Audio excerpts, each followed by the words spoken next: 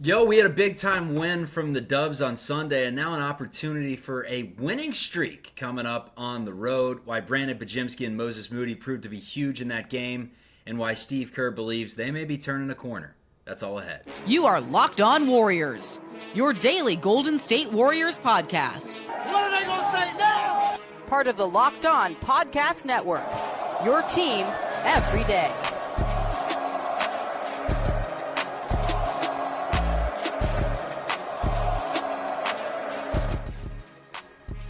What is good, everyone? Welcome to the Locked On Warriors. We are part of the Locked On Podcast Network, your team every day. The show is always free and available wherever you get your audio podcasts. You can catch us on YouTube. 99.9% of the time, I have a working microphone. Every once in a while, I pack up for a move and put that away in the box first. We'll be good to go tomorrow. Today's episode is brought to you by FanDuel.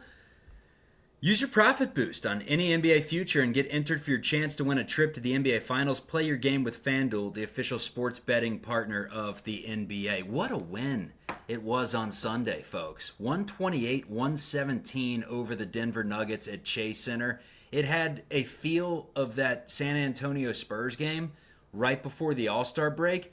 The only difference was where San Antonio made that push and then was able to kind of step on the pedal late and cruise away from the Warriors. This time, Denver kind of stepped on the pedal ever so slightly, and it was like one of those, when you're doing the driving test and the passenger seat, you have a brake and the driving instructor just slams on the brakes. That was Brandin Podziemski on Sunday, who had 15 of his 18 points in that quarter. He had 8 rebounds in that quarter. Podziemski was flat out awesome.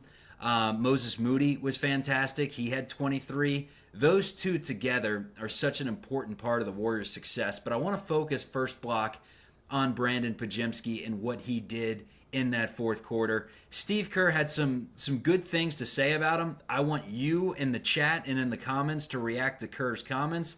I'm going to do that as well. Here's Steve Kerr on Brandin Podziemski turning a corner and what he needs to do to just get better. He's a really confident guy. You know, he wants the ball. He wants the big shot. But like every player, he needs the rhythm. He needs the flow of the game, and he can help himself. It's one of the things we're trying to teach him. He can help himself by actually getting off the ball earlier in a possession and then getting it back. And at times he wants to make the play from the outset, and that's a lot to do that. So he's still learning and growing. We know what he can do. You know, for the last couple of years, he's been one of our highest plus-minus players. He's a very versatile player. The rebounding is what attracted us to him in the first place, you know, coming out of Santa Clara. And when a guy rebounds like that, you know he has great anticipation. So it's really more a matter of finding that sweet spot that we're trying to get him to, where he's making plays, but he's not dominating the ball. And that's his next step. And you can see tonight there was a little of both, and he got himself in trouble a couple times. But when he gets off it and then the ball starts moving, then he gets it back, it's totally different. The defense is closing out on him. He can use that leverage to get past people, make a pass, score a layup. So he's a really unique player, but he's still finding his way. That's a really good point he makes that I didn't think about too much. Him on the ball as compared to, 3-4 passes into the possession when he's doing more of his damage. Because it feels like when he brings the ball up the floor and tries to create something consistently, that's when you'll see those brick three-pointers. That's when you'll see him getting stuck. That's where you saw that turnover late that allowed the Nuggets to take what I thought was going to be the final lead of the game before Podziemski actually was the one that swung it back with circus floaters and crashing the glass with tip-ins against, 7-foot Nikola Jokic. And that's something to keep an eye on moving forward, because we've had this discourse about whether Podziemski is a natural point guard or whether he's a natural shooting guard. And a lot of times people said point guard early. It's clear that that's not the case. It's clear that Steve Kerr wants him off the ball, getting off the ball early and making things happen from that combo guard position, because you see it time and time again when he presses, when he tries to make things happen, that's when he doesn't make things happen. It's when he's aggressive as like the third option, and you kind of forget that Podz is there. He's not trying to do too much, and that's where all of a sudden he'll hit a three in your face. He'll hit that baseline step back that he loves, that seems like an impossible shot that he seems to hit from time to time. And then that beautiful floater that was just a thing of art. That thing went like 17 feet up in the air. It was like Curry during pregame warmups. And that's what we need to see more of with Brandin Podziemski, is not pressing as much and just letting the game come to him naturally. He does that with his rebounding. He does that with his anticipation. Defensively, I'd have to look up the metrics completely. He gets blown by when he's on the ball defensively a little bit. Not the quickest dude, but his help side defense has always been awesome.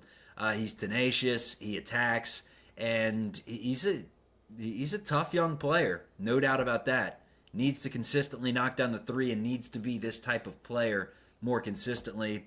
Al Horford kind of said the same thing. And he was very assertive in the fourth quarter, and just made some really tough shots. But I just think that his assertiveness, I think that's the biggest thing that I take from him. A lot of the times for a guy like him, when you come in as a guard and there's so many roles that are being asked of you to play and do, and people don't realize that he has to, game to game, he has to shift the way that he's thinking, the things that he's doing. And tonight it was like very clear mind that, especially in the fourth, it's like, no, you got to go out there and just play your game and attack. So it was just very nice to see him being determined, making the plays time after time. And then on the defensive end, he had some nice tip outs, some rebounds, things like that. So it's a process. When you're a young player like that, you're kind of trying to find your way. And the biggest thing for me that I see with him is his consistency, preparing for the game and staying ready. And now he was able to take advantage of this opportunity tonight. Let me know in the comments what you think Podziemski's ceiling is. This is a 22-year-old that's now in his third year in the league, still a lot of room for growth. And I think Kerr mapped it out kind of best in that first soundbite, is that, hey, quit being a ball hog from time to time. Let the game come to you. Like, when Podziemski goes ball hog mode, because he does, that's when it feels like his game is not at his best and he struggles a little bit, and that's when he'll throw up a shot that doesn't even hit rim, is when he just tries to do too much. But when the ball swings, it gets in his hands and he catches on the move, puts down the dribble, gets into the lane, that's where he's really good at facilitating with that little pull-up jumper, with that little floater, or kicking it to the corner and keeping the offense moving.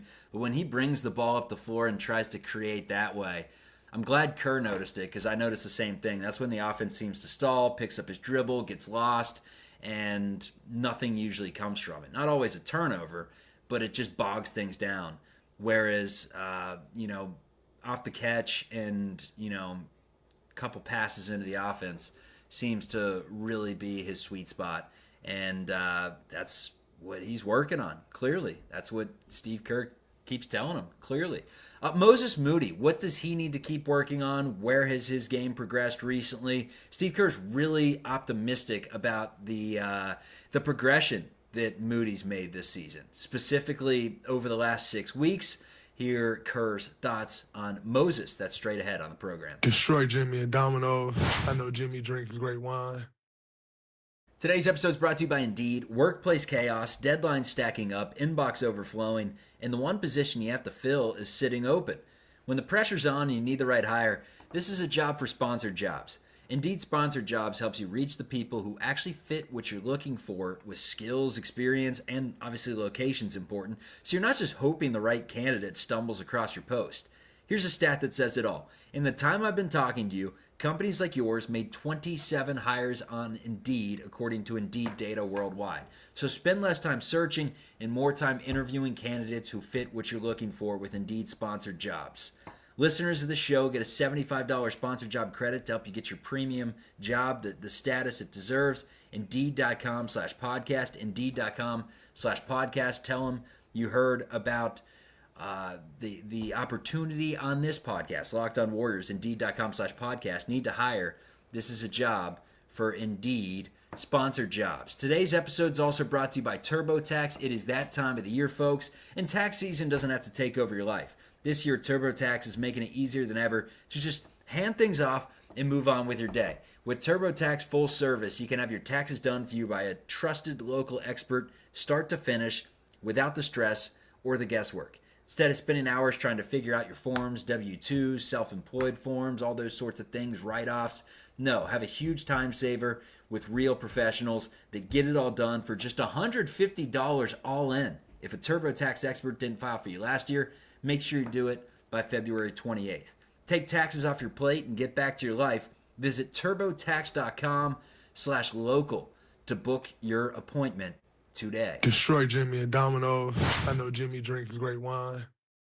I know one of the big talking points is going to be Draymond Green's role moving forward and Guy Santos. I know they do two completely separate things, and I know there is some chatter that when Curry's on the floor, Draymond obviously steps up his game. When Wemby's on the floor, Draymond clearly steps up his game.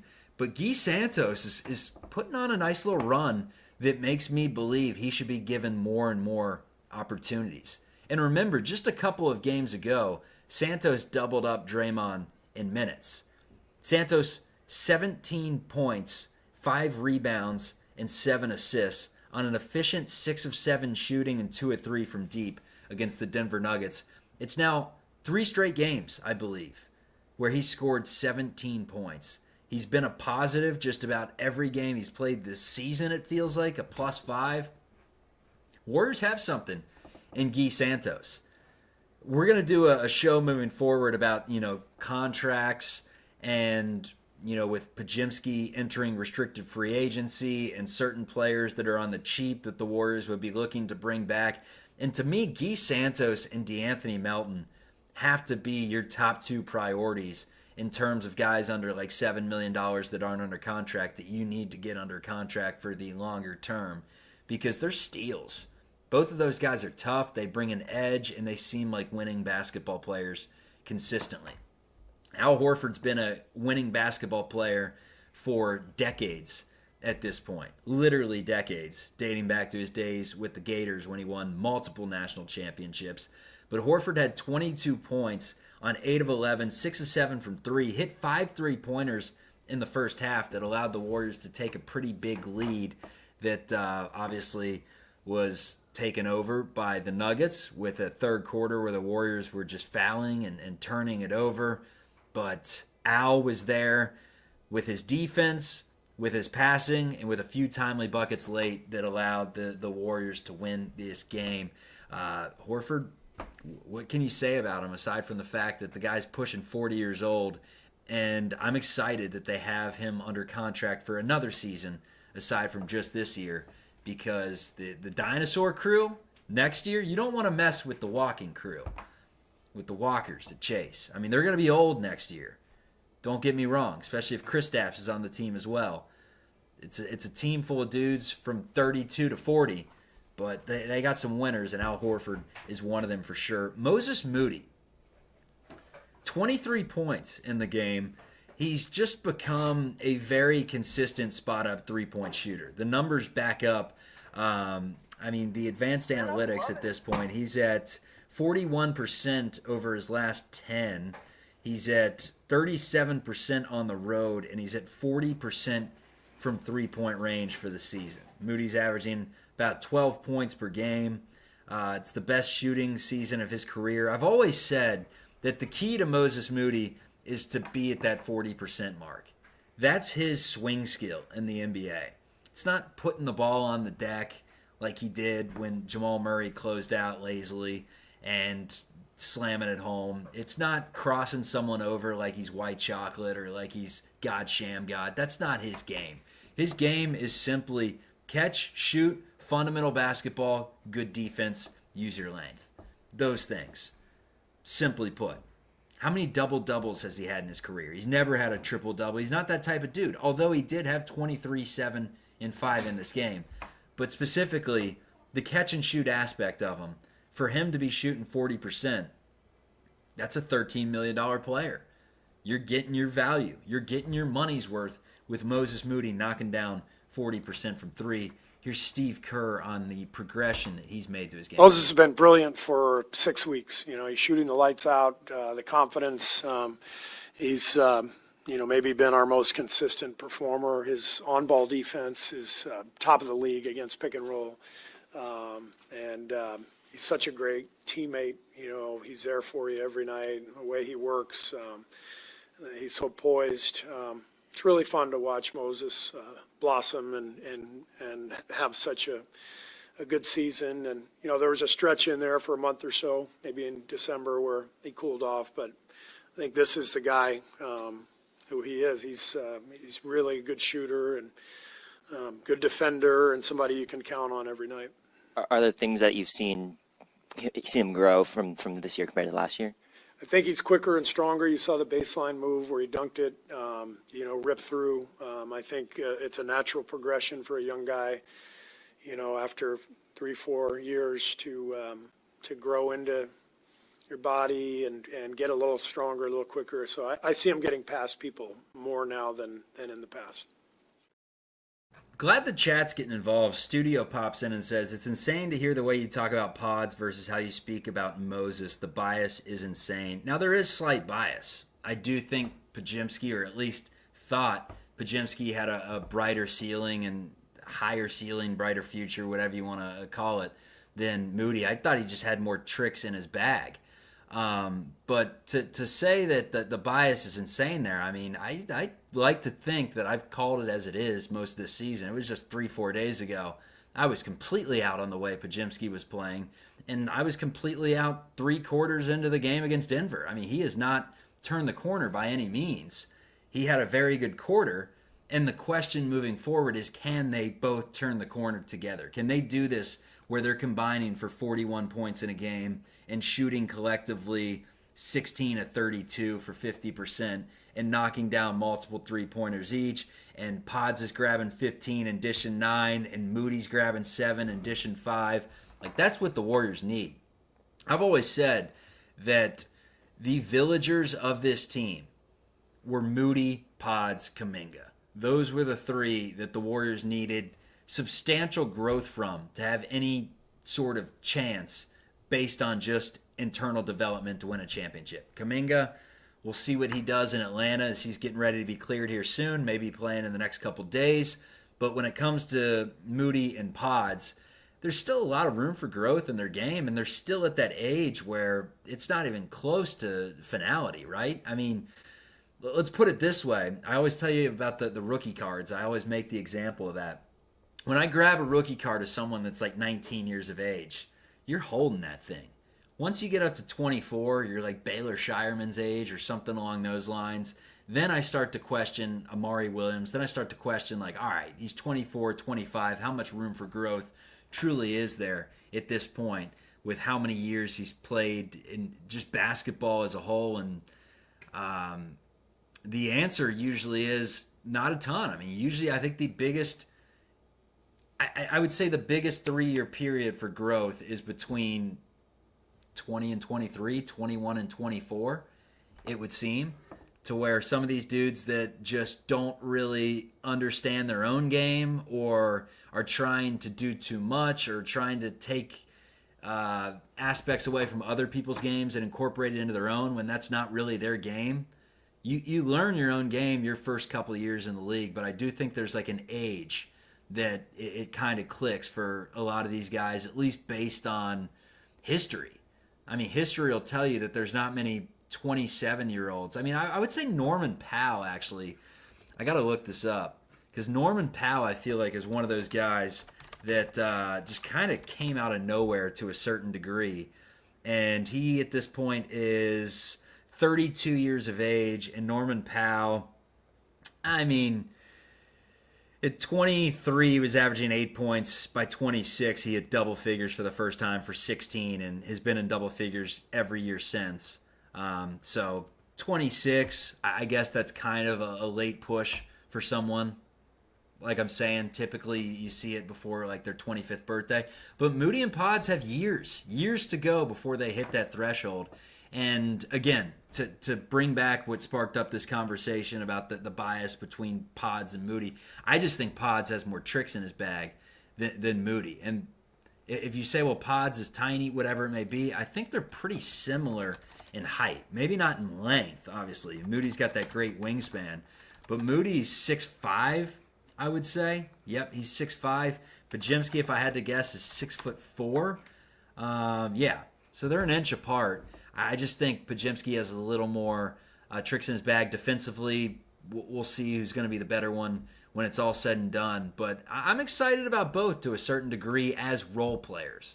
I've said this consistently. I don't think either of them is a number 2 option, maybe even number 3 option on a championship team ever. But if the Warriors can get some more talent in here, and those dudes are complementary pieces, they are very good complementary pieces. As is Guy Santos, as is DeAnthony Melton. This team has some glue.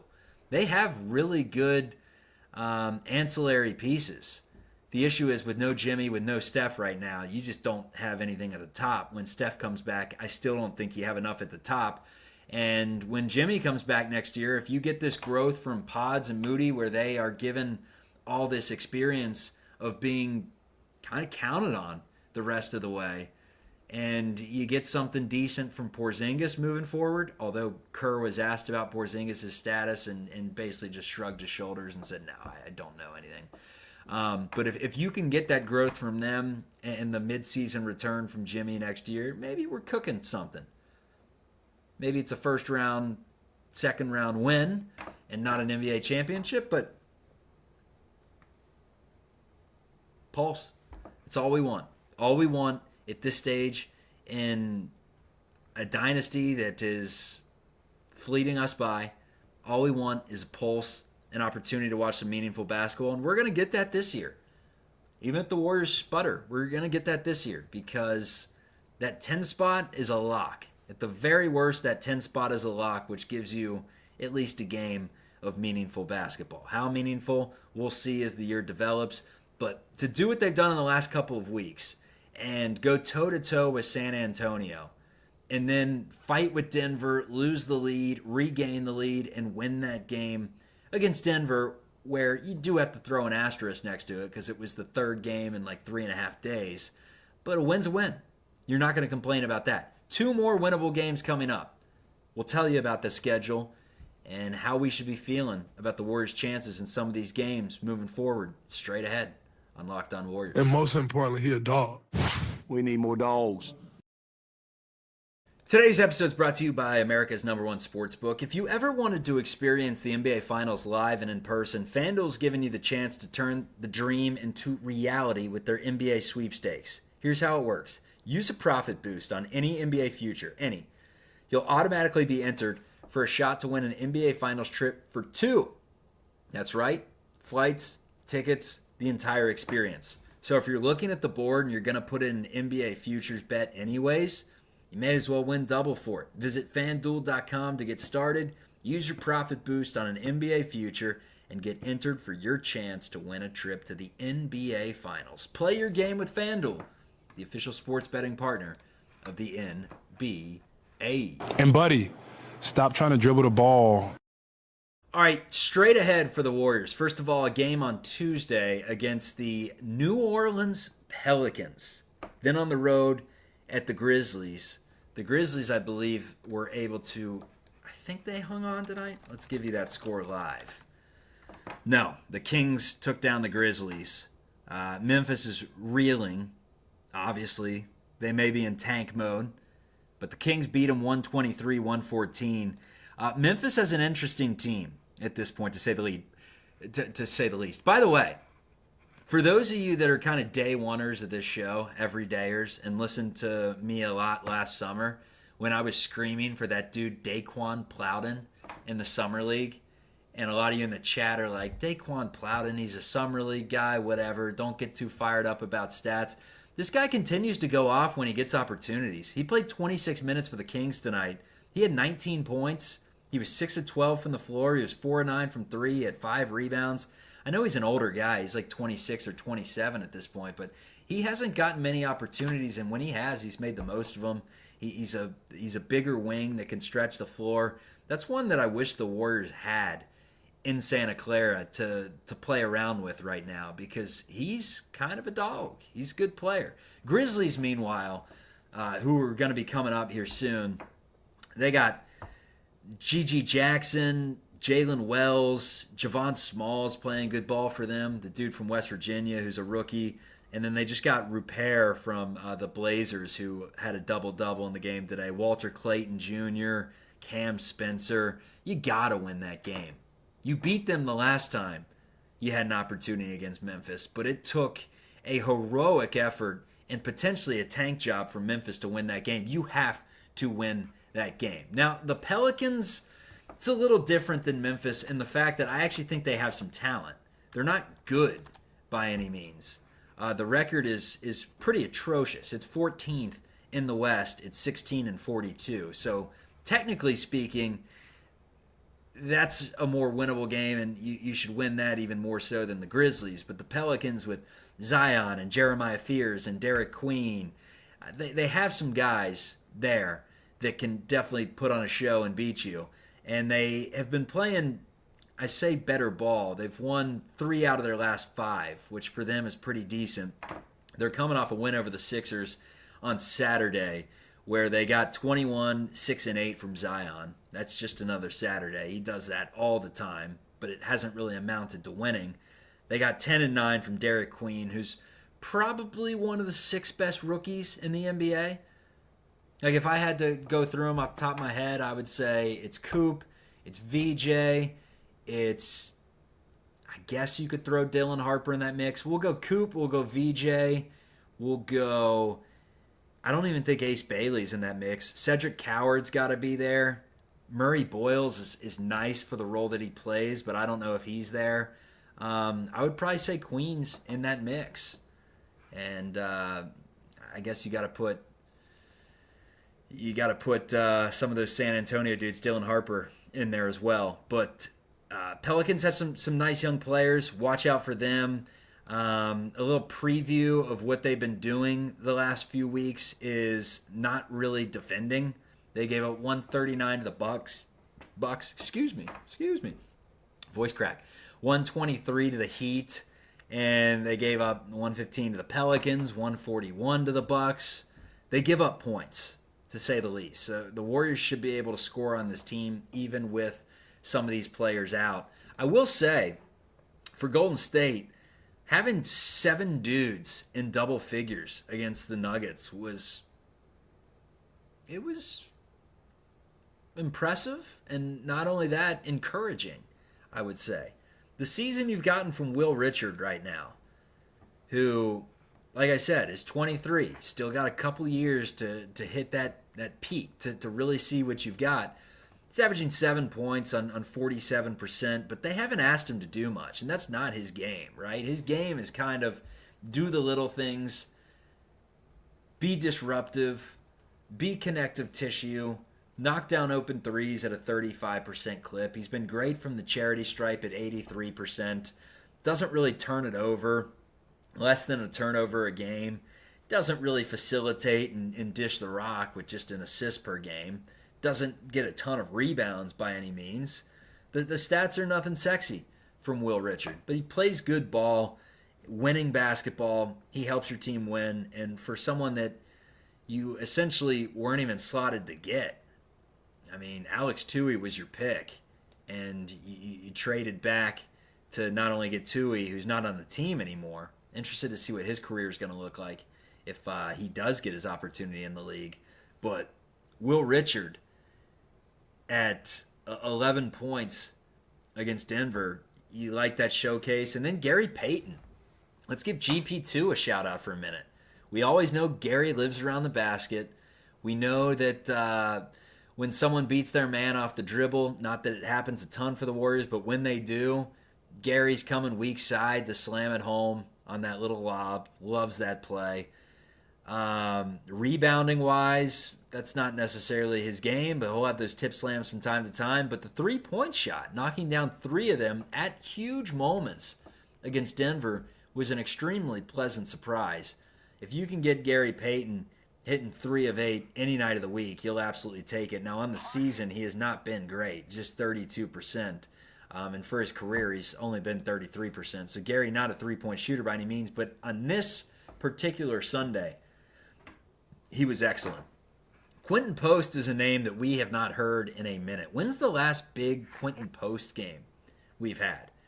Got to go through the log to figure that out. It's time to get more from your And the answer is San Antonio. Hit 3 threes against San Antonio, had 12 points. So the game before the All-Star break had a good one. But aside from that, had 0 against Memphis, 0 against the Lakers, 0 against the Suns, where he played 5, 5, and 6 minutes collectively. So hasn't been playing a ton as of late. And he was playing a lot beforehand, and he was scoring a decent bit. Like, he was every bit a part of the rotation until the turn to February. And then after that game against the Sixers, he just really hasn't been really too big a part of the rotation. I say that, but he played 21 minutes against Denver. He just didn't score. He had 7 rebounds and 4 assists, so he was definitely a part of the rotation that game. But there were 3-4 games right before the break that they didn't play him too much. And I'm still interested to see what Post can do the rest of the season, because he had that great month defensively where he was analytically one of the best centers in the NBA defensively. And I know we all knew that was slightly fool's gold, and that was just analytics being analytics, but he's had some good months. I mean, he was really good in the month of December, shooting the basketball and scoring nearly 10 points per game. And in his 6 games in February, he's down to just 3 points, and it's because his minutes are down from 21 in December for 11 in February right now. So we will see. This is Locked On Warriors. We will continue with the schedule talk. Pelicans, Grizzlies, Lakers, Clippers. Those are your next 4. Your first 5 out of the All-Star break. I was saying that this thing could get a little bit ugly if you fell to like 1-4 or 2-3 during the stretch, but you've already got that first win, and you have opportunities in New Orleans and in Memphis to pick up wins against teams that are not good at all. And then that really takes the pressure off you against the Lakers, and you potentially have Curry back for the Clippers. We'll see what the deal is with Kristaps, but the sky's not falling, folks. 30-27 on the season. And regardless of what happens the rest of the way, whether you like it or not, the Warriors aren't falling down to the likes of Memphis.